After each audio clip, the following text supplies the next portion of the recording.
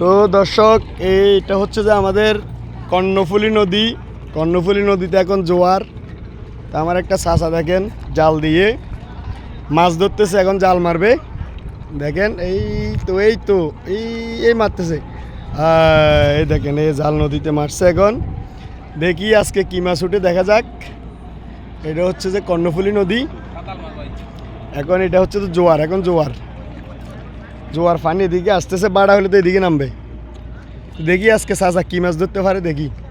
হ্যাঁ ওইদিকে যাও, সরা ওইদিকে যাও, চাচারে দেখাই জাল টাইনতেছে তো দেখি আজকে কি মাছ পাওয়া যায়। অনেক দর্শক কিন্তু মাছ দেখার জন্য বসে রয়েছে। দেখেন আমাদের ভাইয়েরা স্কুল পাখি দিয়ে বসে রয়েছেন, মনে হয় স্কুলে যান নাই, পরীক্ষা শেষ আপনাদের। আচ্ছা, তাই কি দেখতে আসছেন? আমি শ্রমিক দলের নেতা বাবলু ভাইয়ের কাছে আসছিলাম। আচ্ছা, আমাদের একটা পরিচিত শাকিলে চলে আসছে। দেখি আজকে জালে কি মাছ পাওয়া যায়। কাতাল মাছ ভাই। দেখি চাচা যখন জাল মারতেছে আমরা একটু দেখতেছি। এই তুলুক মাছ দেখার জন্য কিন্তু অনেক দর্শক ভিড় করতেছে। চাচা জাল মারতেছে। আসুক নৌপুরে আসুক না। হ্যাঁ চাই তুমি এদিকে যাও। চাই কি মাছ দেখি।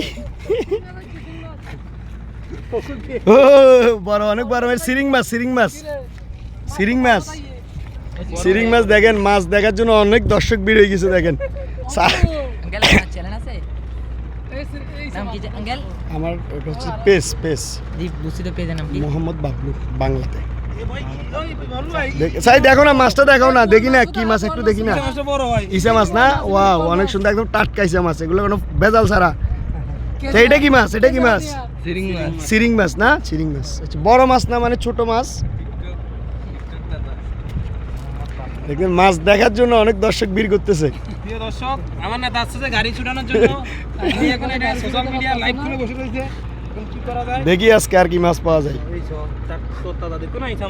ইসা মাছ না? পলিথিনে দেখি না কতগুলা, বেশি নাই, সামান্য আধা কেজি হবে মনে হয়।